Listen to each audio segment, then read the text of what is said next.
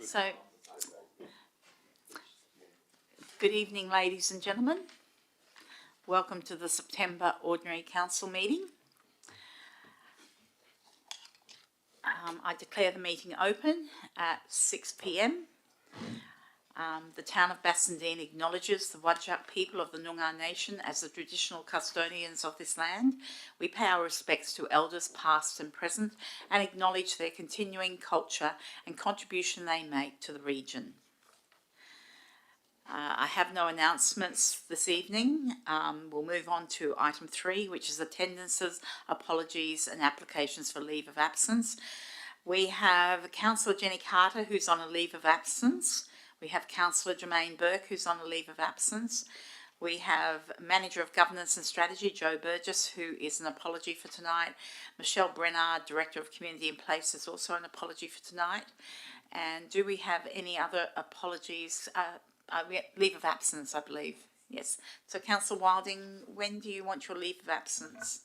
Thank you, Madam Mayor, from the 25th of September through to the 30th of September. Thank you very much. Councillors, can I have a mover for that leave of absence? Councillor Ames, seconded Councillor Plifka. Anyone against? I'll declare that carried. Councillors, do we have any declarations of interest on any item on the agenda? No? Okay. We'll now move on to presentations or deputations. I don't believe that we have any deputations. However, I do note that there are some members in the audience who are potentially going to make statements or ask questions. But I'll just check with the CEO. There's no deputations. None, thank you. Okay, thank you.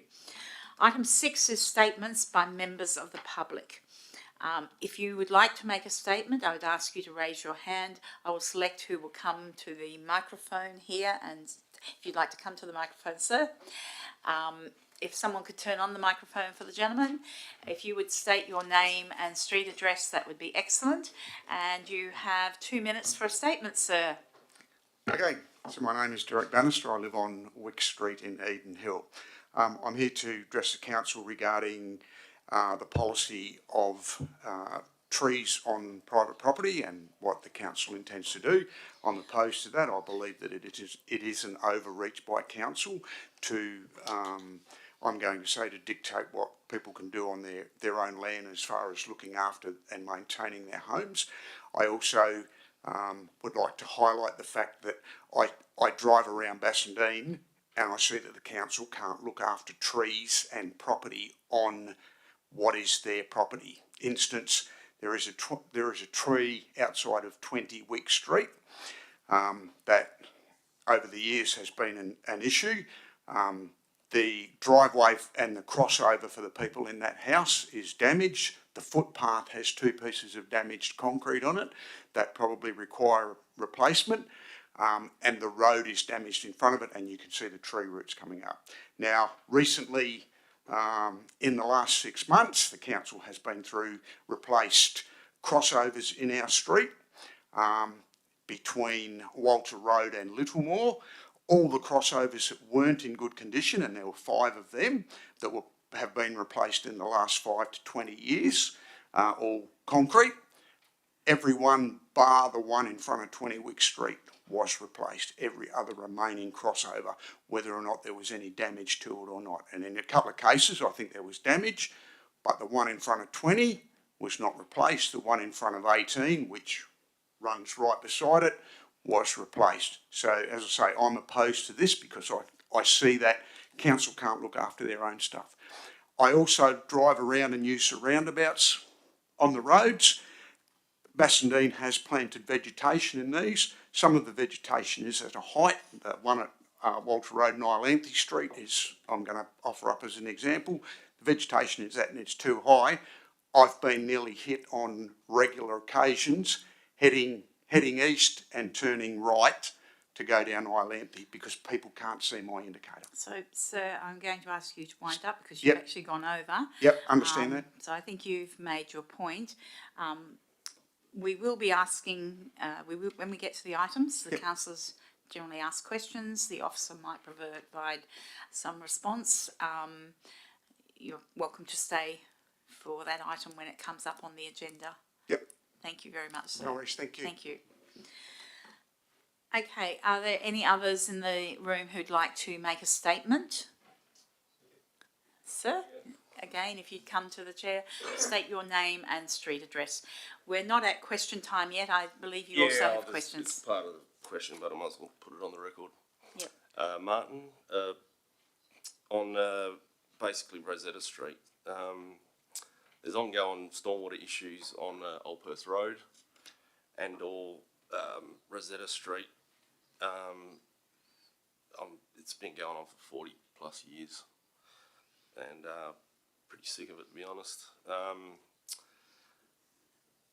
I've made contact with one of the people at OPR, and there's another person on Old Perth Road that's having the same frustrations with the drainage around the place. I believe one of the people on Old Perth Road have got the house has been completely flooded, and I've had responses from the town of Bassendean in regards to the amount of drains not correlating with where the actual water pools. This particular property has 7 or 8 drains around that particular property, and they've been flooded out.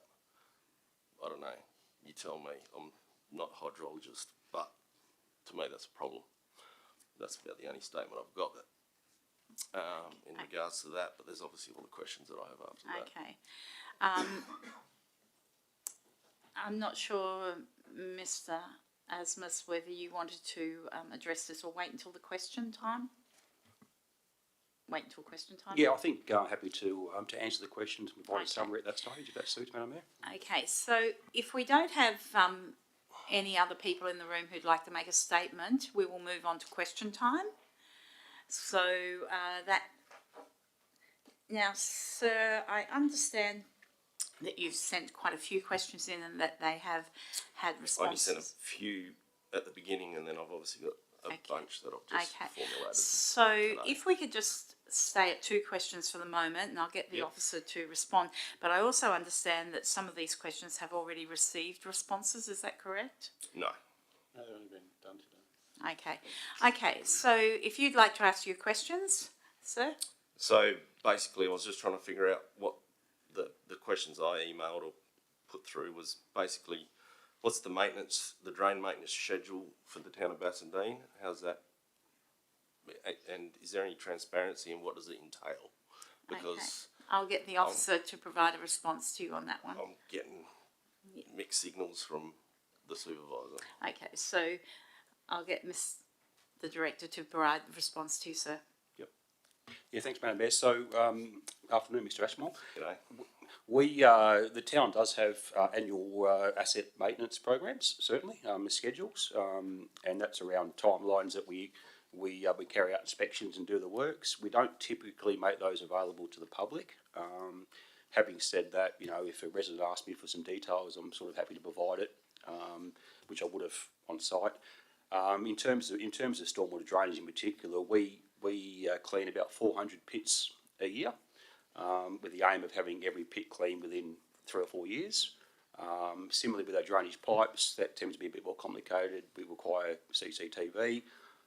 That also gets done as and when needed. But yeah, certainly the town has got annual maintenance schedules.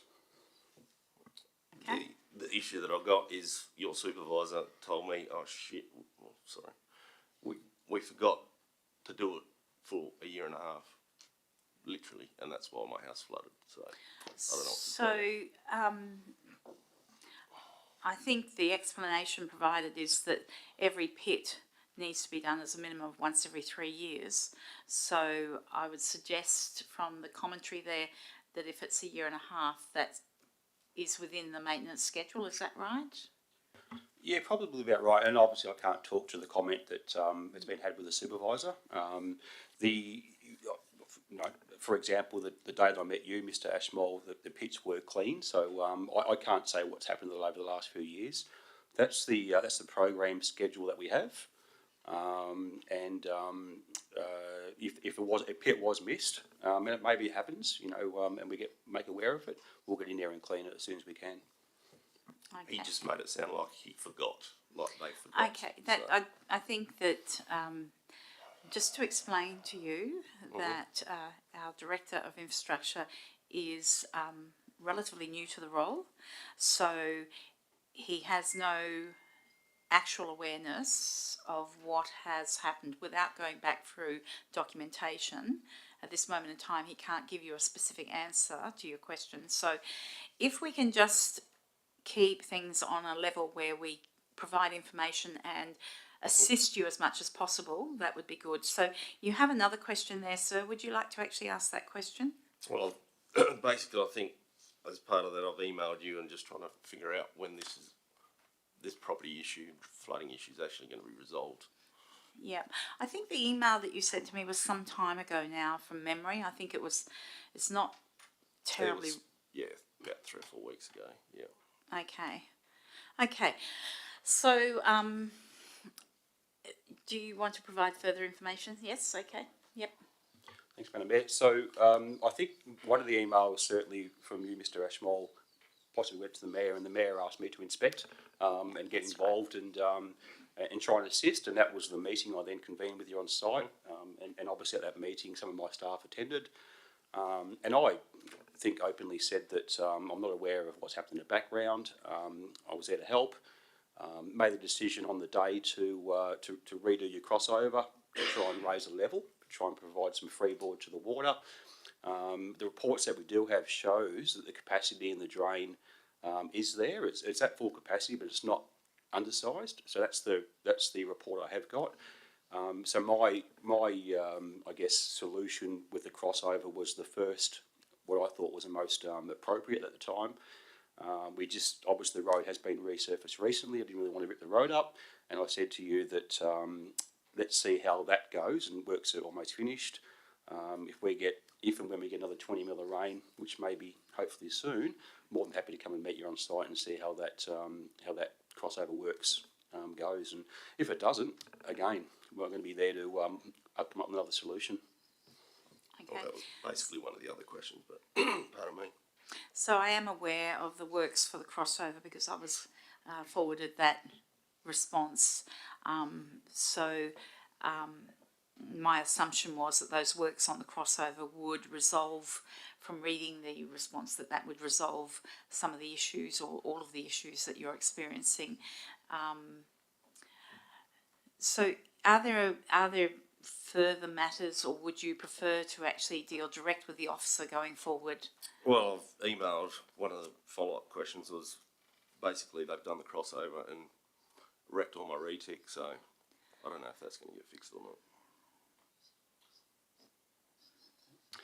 Yep, so my understanding is when our concrete contractor was in there last week, they didn't come across any reticulation. Now that's what they've told me. So you've obviously got a different view. They didn't impact on any reticulation. They are going back tomorrow to do the reinstatement. To answer your question, I'm more than happy to be there when they're there, and we can look at it together. They know that you think there was reticulation there, so it needs to be checked out thoroughly. As we do with all our reinstatement works, if there's reticulation affected, it has to be repaired. There's just no doubt about it. So I'm happy to progress it further, but my understanding at the moment is there was no reticulation at that place. Yeah. Okay. When I emailed, it was a question more so than me making a statement. So. Okay, so if you don't mind, we'll leave it there, and I'll ask if there's further people in the audience who would like to ask questions. I believe the rest of your questions have been provided in writing to the administration. So could I just confirm with the CEO that that those questions will be responded to? Yes, I'll be followed up by Shane direct. Okay, so our Director of Infrastructure will follow up directly with you so that you can actually communicate directly with Shane going forwards. Right, okay. Okay, so thank you, sir. No worries, thanks. Okay. Okay, so are there any other residents in the room? Sir, would you like to come? We're in question time. Thank you. And again, if you'd state your name and the street you live in, that would be excellent. Thank you. Craig Lucanus, West Road. So I was at the briefing session last week, and the councillors had disseminated to them my point of view and my input regarding the draft tree policy number 13, the LPP 13. I realise now I can only ask questions. I think I've made myself clear in what I've written. I hope to the councils who've received, I hope have received what I wrote. My questions are these. Now, this whole basis for this tree retention has come through the rezoning to higher densities in the town, and the consequences of that upon the tree canopy, and I understand that, and I understand there's some science involved here regarding the urban heat effect. There's other things which are noted in regard to the policy statement, which is to reduce air pollution, improve groundwater quality, and maintain habitats for wildlife. All of that's understood. I just don't believe, and I know this is half a statement, but it wasn't half a question. But all of that's understood. But I do believe that there's room for variation in the town's approach to this. The town is quite unusual in that it's got, we've got everything going from R100 right through to R5, and we're making no variation regarding the application of this policy in relation to that fact. And I believe it should be. And I would ask that, and I realise that we're at a late stage of affairs now, that a vote is going to happen tonight. I would note that most of the people who responded to this have been in the negative against the whole policy, but it looks like it's going ahead anyway. It doesn't seem to matter what people are thinking.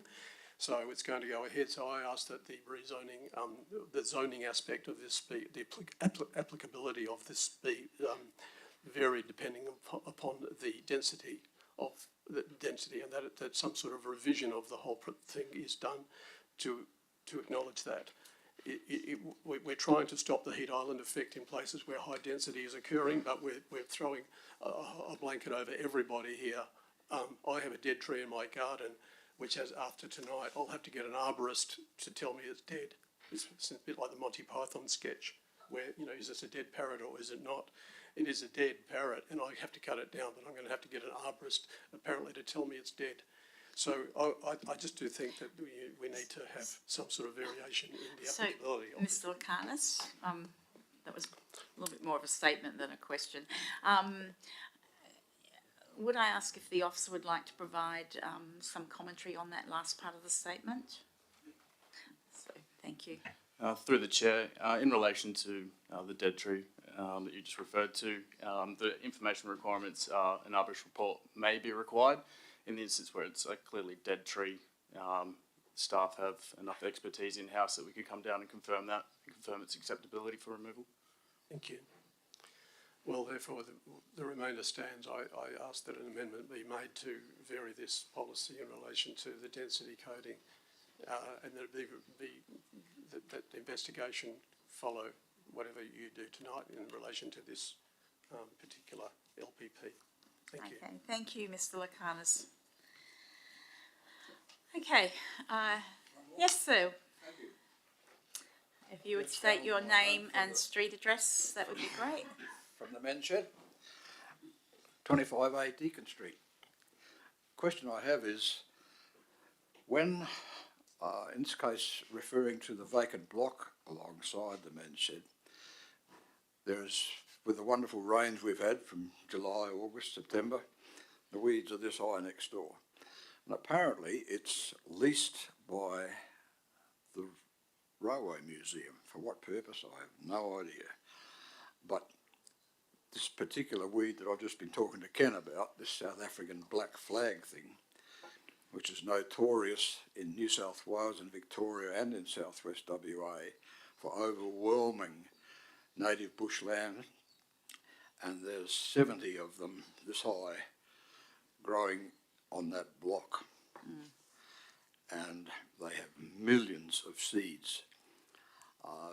Unfortunately, I got to it fairly late because I keep an eye on the garden, but my wife's had a cataract done and I have to look after her.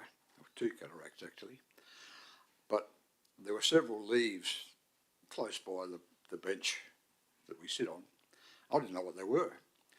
And I suddenly found one that had flowers. So with my phone it told me what it was. Ferraria crispa, black lady.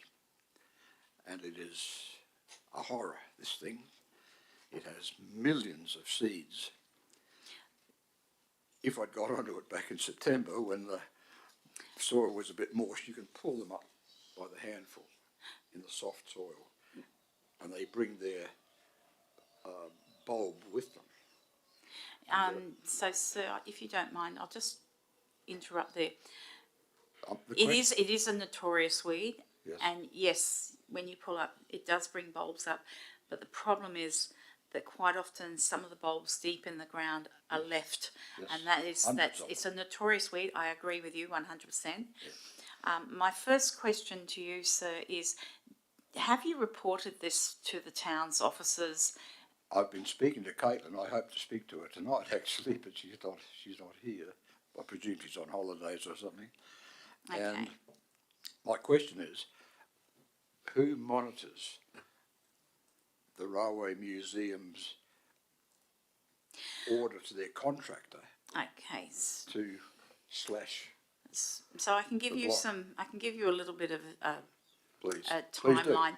Okay, generally what happens with the rates notices, that there is a notification about the fire season in all the rates notices that go out, and that generally it advises people that come the 1st of October they should have any fire hazard on their property, i.e. long grass and what have you, slashed back to ground level. I believe thereafter, and I can be corrected if I'm wrong, I believe thereafter that those property owners are given about 30 days to get their property into order, which is the end of October, beginning of November. And thereafter, if the property is not brought back to a standard which complies with fire hazards, then the town staff go in with their contractors and slash and bring it back to a standard that's appropriate, and the charge is then passed on to the property owner. Now, in respect to the Railway Museum land, that L-shaped block which goes around the men's shed, you are correct that it was originally town Crown land under a management order, but then it was provided to the Railway Museum, and this is going back many, many years, well before my time. So I would ask the officer if you could provide some advice on what actually happens. I know the system that I've outlined for residential properties, but in respect to a parcel of land that's managed by another entity, I would assume it's the same notification process, is it not? Yes, thank you, Madam Mayor. I think the way you explained it's spot on. It probably overlaps into, another department too with our rangers, but and thank you for the meeting we had on Friday too. I actually enjoyed it, and we had a good discussion around that particular lot. And while the end of October is my understanding is the deadline, I did say at the time I'd like to maybe escalate it and get it maintained a bit quicker, because it is very high and very untidy. The weeds obviously another part of it, so I was happy to escalate that, which I still will. But I think the way that the process that you outlined, Madam Mayor, was actually correct. Okay. I might take this conversation offline later on with the staff, but I think if we look at timelines for some of these very noxious weeds, but I will also add that we do rely on ratepayers to provide notification when they notice things, because it is a town with a lot of different spaces. Some of these spaces are not invariably obvious to staff, and we're a small council with small number of staff. So if ratepayers do notice anything amiss like this, and particularly with noxious weeds like that, I would very much encourage you to perhaps put in writing straight away, take a screenshot. If you take a screenshot of the weed, it's really advantageous because it allows our staff to immediately identify what the problem is. Yep. And these types of things assist us greatly when people do that. So I thank you for actually bringing this to our attention. Only one thing to add, please, Madam Mayor. There's a website called Herbie Guide, Yep. which covers this considerably. And one of the things that struck me, because we've been sticking those flowers and the bulbs in our FOGO, and the instruction says it should be burnt. Now, if their contractor comes in and just slashes the place, then I can see endless years of us having to keep looking, checking. Just our garden is overrun. There's thousands of leaves in. I didn't know what they were.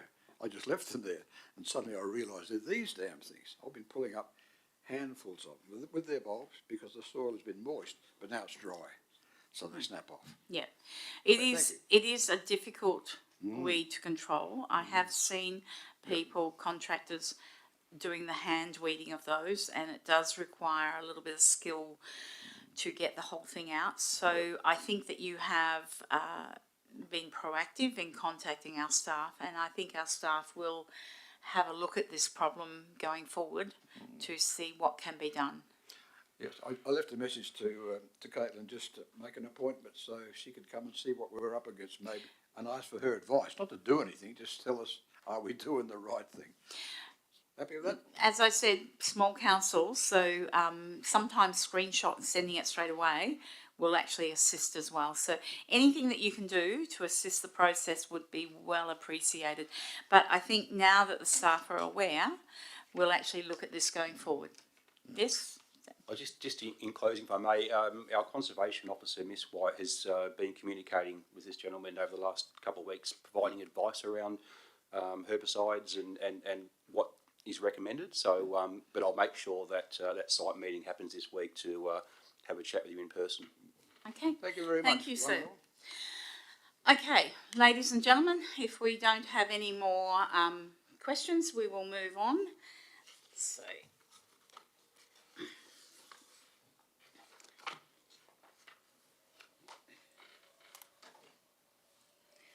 okay.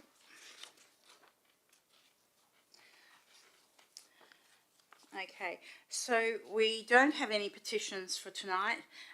We now move on to item 9, which is confirmation of the minutes. The officer recommendation that the minutes of the ordinary council meeting held on the 27th of August 2024 be received and confirmed as a true and accurate record. Do I have a mover for that item? Councillor Ames, a seconder? Myself, or Councillor John? Anyone against? I'll declare that carried. 10, we have no business deferred from the previous meeting. We now move to item 11, which is external committee reports and updates. So the officer recommendation that council notes the minutes from external committees that have been received within the reporting period. Do I have a mover? Councillor Wilding, seconded. Councillor Ames. Anyone against? I'll declare that carried. We now move to the officer reports and the recommendations that are on block. So, councillors, do you have any items to come out of on block? No? Okay, so can I have a mover for all the items that remain in on block, which is item 12.2, 12.3, 12.4, 12.5, 12.6, 12.7 and 12.8. Can I have a mover? Councillor John. Seconder? Councillor Wilding. Anyone against? I'll declare that carried. We now move to item 12.9, draft local planning policy number 13, tree retention and provision. So I would ask, officer, if you'd like to provide additional information. I know that you provided quite a bit of information last week at the briefing, but I also note that with some members of the public in the gallery, you may wish to address some of the issues that were brought up. Sure, through your chair, through the chair. Nothing really further to add on the report from last week, but I will mention in response to the member of the public, the policy isn't just about the heat urban effect and the R40 developments. It's about the ecological benefits of trees to the community and the biodiversity corridors and linkages that they provide to the town's parks from the rivers and the like. Our R5 properties I don't necessarily think are punished by the policy either in terms of the provision requirements. If they're a larger block, which many of the R5 properties are, and they already have significant mature trees on them, there are provision requirements if they were to undertake future or further development on their site reduces that because of that benefit of already retaining larger trees on site. So. Okay. Councillors, do you have any questions on this item? Councillor Polifka. Yeah, just picking up on that point that you've made there in relation to, I suppose, the assessment. So every piece of land, when somebody comes to either subdivide or seek to build a house on it, would be subject to an assessment of the requirement for additional trees where there is a deficiency. Is that the policy against which, if somebody were to make a development application for the removal of a tree, that such application would be assessed?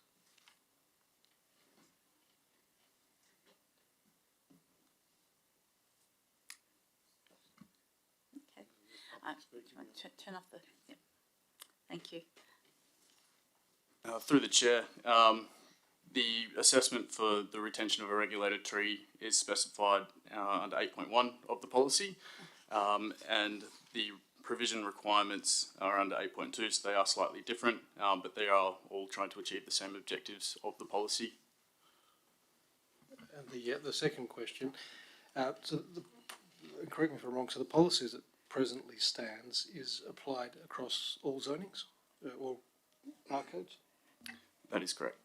Is there scope to see whether, having regard to what does or doesn't assist with reducing the urban heat island effect, have, I suppose, differing treatments for different zonings, whether that be more or less for more or less intense zoning? Is that something which we can have I suppose, a nuanced approach? So rather than having a blanket, are we able to have specifics for different zonings? I'm not presupposing a particular outcome, but are we able to, I suppose, drill down and differentiate between different kinds of zonings?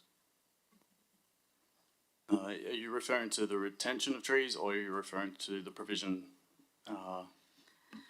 Provisions under the But given policy? that this policy relates to the prevention from the removal of trees, whether that would be something which regard would be had to. And I suppose an example would be with your R160. I think we're probably fairly limited in terms of what we can do, but more in the, I suppose, the mid-density coatings. I mean, are we able to, I suppose, investigate how we could make more appropriate provision at those coatings? Through the chair, that's something that could be looked at. In terms of the retention provisions, we've followed the WAGA path, which looks for all zone land. In terms of the provision requirements, it's obviously still dictated by the department as well, acknowledging that we're seeking to augment the R codes and it's subject to the approval from the state. So, okay. So, the WALGA model provisions, correct me if I'm wrong, but that was drafted with collaboration from multiple entities, and it was drafted over a fairly long period of time. Is that correct? as I understand it, yes. Okay. And so the policy that we've got before us more or less follows the WALGA provisions. Is that correct? With respect to retention of trees, we've obviously got some provision of trees under tree provision, which are separate to the WAGA model policy, which differentiate. But the retention side follows. Yep. Okay, that's what I thought.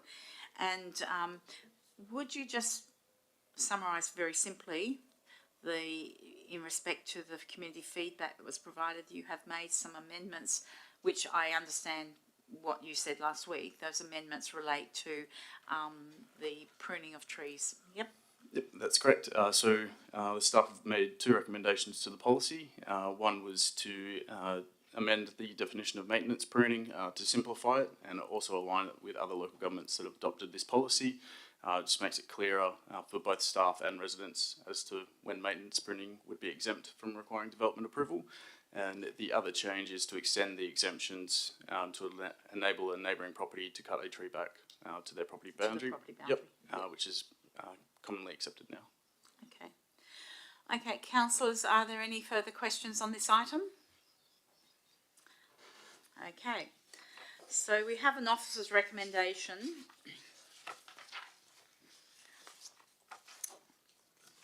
Okay, that council, in accordance with Part 7, Division 2, Regulation 52 of the Planning and Development Regulations 2009, waive fees associated with applications for development approval for a tree damaging. Oops, I'm sorry, I missed the top part as well. Apologies. Yeah, that's the amendment that you've put in from the second part that I just read out now. This waiving the fees. Yeah, so there's two parts to, Yep. Sorry. there's Okay, one so recommendation to adopt. apologies, councillors. I started reading I didn't highlight the top part, so I just started reading from the bottom of the page. I'm obviously reading everything in reverse. Apologies for that. Okay, councillors, we have the first part, the officer recommendation, part 1 of item 12.9. That council resolves to, 1, pursuant with Schedule 2, Part 2, Clause 4.3 of the Planning and Development Local Planning Scheme Regulations 2015, adopt draft amended local planning policy number 13, tree retention, as contained in attachment 1. 2, authorise the staff to make an administrative change to the policy and remove clauses that augment the deemed to comply requirements of Volume 1 of the ARCOs in the instance should the state government not support the provisions. So we'll deal with that first. Do I have a mover for that? Councillor Ames. Do I have a seconder? Councillor John. Do I have anyone against? I'll declare that carried. Now we go to the other one that I read out first, which was the officer recommendation 2 for 12.9, that council resolves to, 1, in accordance with Part 7, Division 2, Regulations of the Planning and Development Act, waive fees associated with applications for development approval for a tree damaging activity to a regulated tree.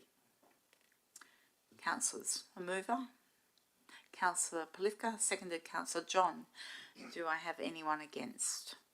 I'll declare that carried. Thank you, councillors. Thank you, staff. There are no motions of which previous notice has been given. I believe there are no announcements of notices of motion for the next meeting. There's no urgent business. So this moves us on to confidential business. So thank you to the ladies and gentlemen who've attended the meeting tonight. We will now go behind closed doors to discuss item 16.1, membership of the EMRC Regional Council. Thank you, everyone. Can I have a mover to go behind closed doors? Councillor Ames, seconded Councillor Wilding. Do I have anyone against? I'll declare that carried. Could I have someone close the door, please? Yes, we'll just take a few minutes.